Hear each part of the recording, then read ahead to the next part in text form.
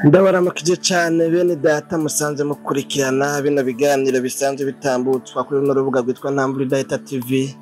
Amahoro y'Imana niyo ndabipfurije mu byanyu no mu banyu. Ndabaye ikaze muri kino kiganiro igitondo gishasha muteramanye na jewe Janvier Imana irambona. Nkabari jewe nsanzwe ndakibashikiriza igihe cyose kiba categuwe. Hanyuma yenda bise amajambo nagomba ko dusoma mu gitabo c'uvugishwa n'Imana Yesaya igice ca mbere.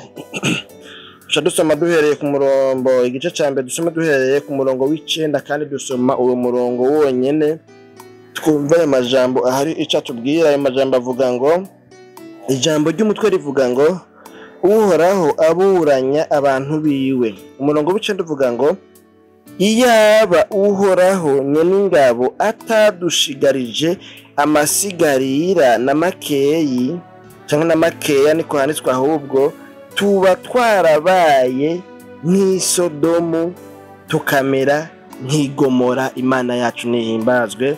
Nibaza ko aya majambo yumvikana reka tuyasubiremo avuga ngo iyaba Uhoraho nyen'ingabo atadushigarije amasigarira na makeya tuba twarabaye nk'isodomu tukamera nk'igomora. Imana yacu nidutabare. Nano majambo dusomye mu kiganiro igitondo gishasha c'ubuheruka twaravuganye ku majambo twasomye duhereye ku murongo wa kabiri tugaruka ku murongo wa kane.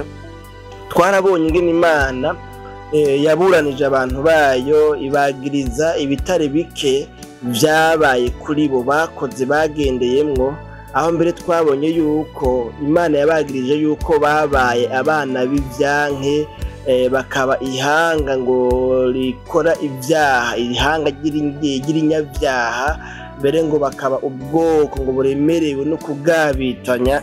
N'andi majambo Imana yakoresheje mu kwerekana yuko abana bayo yo yabereye umuvyeyi bayitaye bayihindutse bavuye mu masezerano bari bafitaniye nayo. Imana yacu nihimbazwa. N'amajambo dusomye rero muri kino gitabo c'uvugishwa n'Imana Yesaya. Uyu Yesaya ni umwe mu bavugishwa bavugwa ngo ni abavugishwa bakuru les grands prophètes, hisunzwe yuko kumbure ari abavugishwa bavugishijwe byinshi, ibitabo byabo birimwo byinshi, birimwo ubuhanuzi bwinshi, bafise ibitabo novuga ngo bitirirwa ibitabo binini bavugijwe amajambo menshi nk'uko bari bahawe kuyavuga.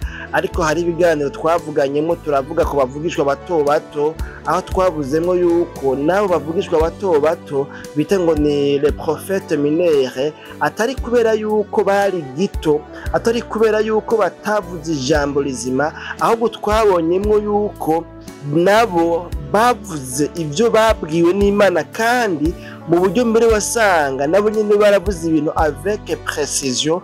Twarabibonye mu biganiro byitiriwe Noheli, aho twababwiye kubijanye n'ayo majambo y'ingene nabo bavuze bagadoma ko n'ahantu Yesu azovukira ahariho, kandi wumva ari bamwe muri baba profete tuvuga ngo ni bato. Iryo ni ritazirano ni sirno hisunzwe kumbure ibitabo byabo ingene ari bito gusa. None nuko rero Yesaya muri kino gice ciwe ca mbere ariko aravuga ivyo yabwiwe, uko nagiye avuga ivyo yabwiwe, ivyo yatumwe ku Bisirayeli. Yavuze rero ingene Imana iburanya abantu bayo. Hanyuma ngaha rero ni munsi ya majambo twavugana mu kiganiro c'ubuheruka tuvuga yuko Imana yaburanije abantu bayo.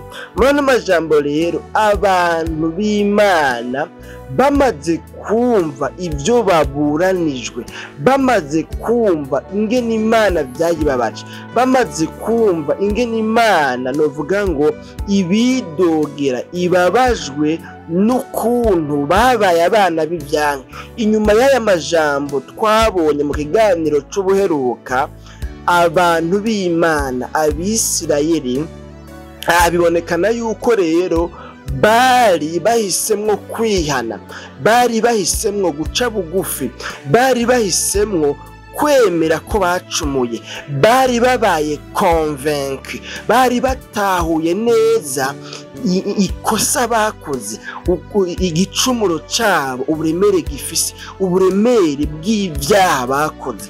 Hanyuma rero muri ano majambo twabonye bavuze ngo iyaba uhoraho nyine ingabo atadushigarije amasigarira, cagihe twari twugarijwe, cagihe ibyago byadushikira, kuko twabonye mu kiganiro cy'ubuheruka yuko hageze igihe Imana irareka barategwa, baratsindwa, baratwagwa inyagano i Babuloni, mbere ngo bamara imyaka ishika 70 bakora nk'abaja, bakora nk'abantu nk'abacaptifs de guerre, imbohe, abantu batigegembya, bakorana ngo nk'impunzi. Imana yacu nidutabare. Hanyuma rero ahantu n'Abisirayeli bavuga bati cagihe bya byago bikwezwe n'ibyaha twakoze byatubako, cagihe ab'i Babuloni badutera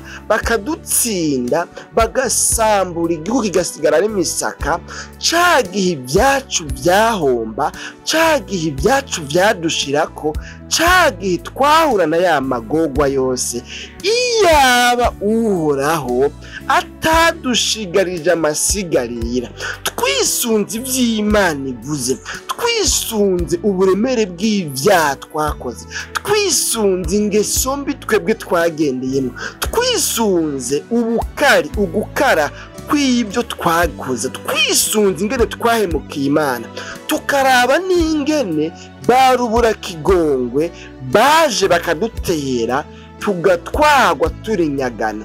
Twebwe twabonye umengo kumbure n'impuhwe batugiriye, umengo birumvikana, kumbure na twebwe twigwanye ko oyaye, ariko ahubwo rero turavye ibyo twakoze ingene vyari ibyaha by'agahomerabunwa.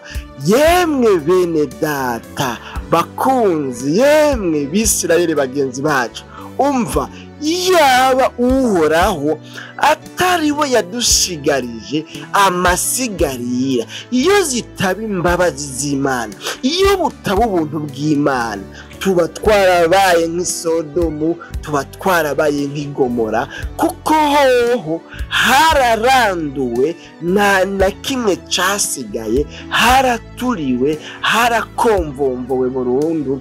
Imana yacu nidutabare. Rero twebwe niko twarahombye, twaratakaje ibyacu, twarabuze abacu, ibyabaye ibyago bikwezwe n'ibyaha twakoze. Ariko mugabo, nubwo biruko, haracariho impamvu zo gushimira Imana, kuko Imana yadusigaje nk'amasigarira, kandi ibyo dusigaranye, ibyo dufise, tubifise nk'amasigarira Imana yadusigarije. Imana yacu nihimbazwa. Rero birabonekana yuko akanyarigabo kari kamaze guhera, bari bahisemwo kwihana, kwemera ibyo bakoze, kwemera ibyaha byabo. Imana yacu nihimbazwa. N'ano majambo rero, iyaba umwanya udukundiye twari kuyafatanya kumbure n'ayandi majambo tubona muri Zaburi igice c'124, aho bavuga ngo iyaba uhoraho atari we yari mu ruhande rwacu, nabe ariko Abisirayeli bavuga none, iyaba uhoraho atari we yari mu ruhande rwacu, hamwe abantu badukurira hasi baba baratuyongobeje tukibona, hamwe uburake bwabo bwarurumba kuri twebwe. Imana yacu nihimbazwe bene data bakunzi ba kino kiganiro igitondo gishasha cuno munsi. Murumve ko naha aya majambo yo muri no Zaburi yerekana yuko hari ibihe umuntu ageramwo kumbure bishobora gukwegwa n'ibyaha yakoze, hakagera igihe atari Imana yonyine yigaruye, atari kubw'imbabazi z'Imana, atari Imana imusigarije amasigarira, akaba yoherengetezwa, akaba yorandurwa burundu, ivyiwe bikibagiranwa. Imana yacu nidutabara. None rero bene data bakunzi ba kino kiganiro Igitondo Gishasha, nano majambo nayo numva mu mutima twosangira namwe. Abisirayeli bavuze ngo iyaba Uhoraho atari we yadusigarije amasigarira, kaba karabaye ibyo twakoze, ingaruka mbi zifatiye ku byaha byacu, ibara riba ryaraguye. Imana yacu nidutabara. Rero mu kiganiro cy'ubuheruka twabonye yuko Abisirayeli bagirijwe yuko bataye Imana, bayihevye, bayivuye ko, bayihemukeye. Imana yacu nidutabare. Kandi Imana yagiriranwa n'umuvyeyi, nabo bakagiriranwa n'abana. Hanyuma kandi twarabonye yuko nimba hari imyidogo igira impact negative, igira ingaruka mbi mu buryo direct, mu buryo bw'ikibiriraho ku mwana w'umuntu, nihaba hariho imivumo ikurikirana umwana w'umuntu gusumba iyindi mivumo yose, ni imivumo canke imyidogo ikomoka ku muvyeyi w'umuntu. Imana yacu nidutabare. Bene data bakunzi ba kino kiganiro Igitondo Gishasha, birashoboka rero nawe bikaba kumbure muri kino gihe hakaba hariho ibihe wabayemwo wubasha Imana, wasenga Imana, wayinginga bikugirire neza, hanyuma ikakugirira neza, mugabo mu nyuma hakaba ibibazo, ugakombata, ukagwana, kumbure unigana n'urupfu, urwaye, ukivuza, ukagerageza gushema inguvu zawe zose, kumbure business vyase, ukagerageza kwigwanako, ariko mugabo ibyo biriko birakurondera, kumbure by'ibibazo vy'ingorane, wewe hakaba hageze igihe ubu rero ubona kumeye ngo uri mu gahengwe, kubera yuko wikomeje, kubera yuko uri gihangange, kubera yuko novuga udasanzwe, kubera yuko umengo zari inkomezi zawe. Ariko muri kino kiganiro Igitondo Gishasha gikurikira ca kindi c'ubuheruka, nza no kukubwira ngo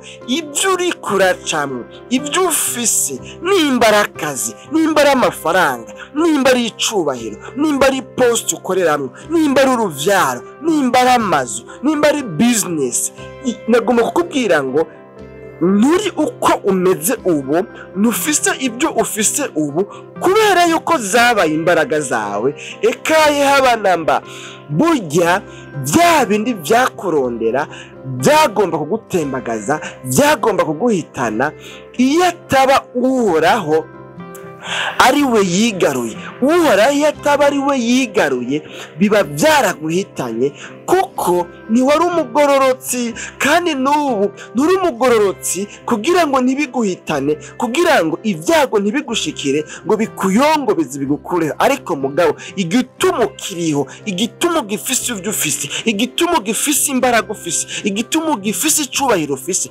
igituma ugihumeka impwemu z'abakiriho, si kubera yuko wagororotse, ahubwo nuko bya bindi byakubako Imana yarigaruye, ishavu ryayo, uburakari bwayo yarigaruye, bwarahwamye, yahisemo kugusigariza amasigarira kugira ngo irabe yuko wokwihana, irabe yuko yokongera ayandi mahirwe ya kabiri. Imana igomba kugira ngo irabe yuko utopfira mu vyaha, ahubwo wokwihana ugatunganya ingeso zawe zidatunganye. Nano majambo rero kuvuga menshi murabizi siko kuyamara, nari ntumbereye kuvuga iri jambo Abisirayeli bavuze ngo yemwe Bisirayeli, iyaba Uhoraho atari we yadushigarije amasigariya, iyo hatabaho ibyo adusigariza,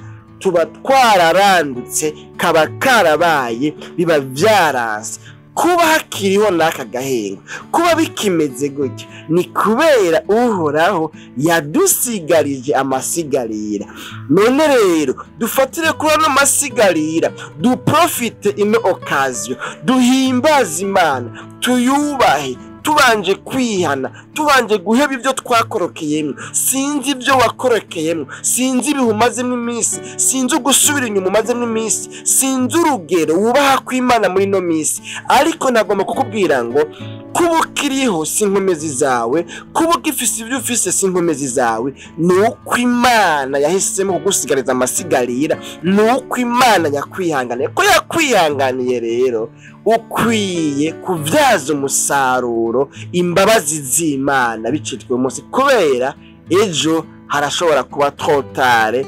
Imana yacu nidutabare bene data bakunze ba kino kiganiro igitondo gishasha cyo namuto tugomba dusenga Imana. Rero nano majambo sinzi mbega ubona hari ico wobwira Imana, hari aho byakugoye, ubwo niwo umaze iminsi wivuga amazina wikubita mu gikirizo uvuga ngo jewe ngwahaye ngo yataba nyene ndi umuparakomando, yataba jewe nzi kugwana, yataba jewe ndi nyamitwe, yataba jewe nzi gukubita ibiharuro, burya company yari yahombye kari kabaye, yataba ubwenge bwanje. Birashobora ko muri no misi uriko wigamba ko mu ishuri wiga ukabimenya, ariyo mpamvu waronse akazi, ariyo mpamvu uvuga igifaransa kikemera, uvuga icongereza kikemera, ariko mugabo ukibagira ko habayemo ubuntu bw'Imana, ukibagira ko habayemo imbabazi z'Imana, ukibagira ko taco warico, ukibagira ko hariho nabize mu Burusiya canke mu Bushinwa canke mu Buyapani, ariko ubu ubuzima ufise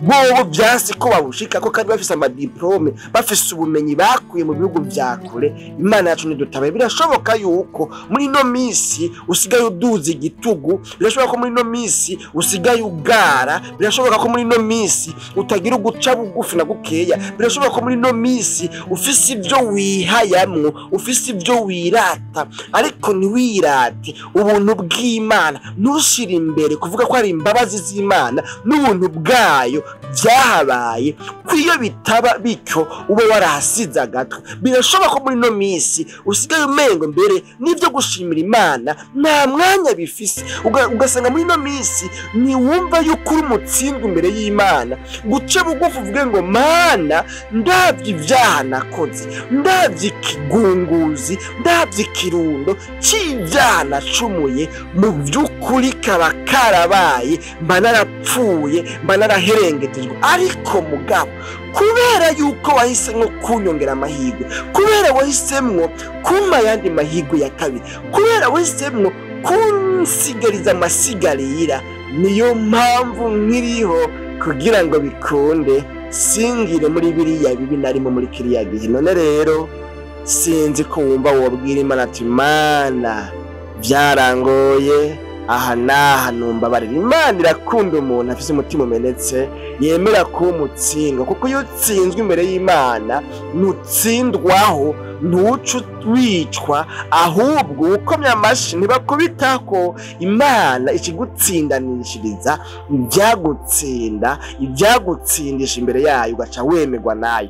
Byoba byiza rero wemeye ko umutsindwa imbere y'Imana, ugaca bugufi ukihana ukabwira Imana ati Mana hari ibyo nsigaye niratamwo, ngirata inkomezi zanje, ariko nsanze yataba wewe bya bindi byahitana abandi nanje biba byarampitanye. Nibabwira Imana gutyo ikikubabarira, gisubira kukunezerererwa, tusubira kuba mu mugabane w'abagororotsi. Dusenga Imana rero n'umuhigwe, umuntu yemera kuba umutsindwa imbere y'Imana, kuko Imana imutsindanishiriza, ariko n'umuhombe umuntu aguma duza igitego ngo jewe moi je connais en fait donc d'ailleurs normalement n'ibindi, akaguma asekiza igifaransa gusa, abona umengo nico kimubeshejeho, akibagira ko hariho ubuntu bw'Imana ubifise mu ruhara. Dusenga Imana tuzosura mu kiganiro cy'ubutaha igitondo gishasha.